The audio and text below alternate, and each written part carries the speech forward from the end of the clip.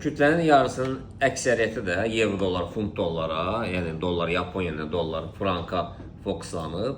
Yəni evronun dolların rəqabəti dünən Amerikada çıxan xəbərlər görə, yəni xəbərlər yaxşı çıxmadı və bu sürətlə yuxarı doğru istiqamətini davam etdirdi. Yəni biz qabaqcadan alış əməliyyatlarımız vardı. Bunu paylaşmışdıq sosial şəbəkələrdə.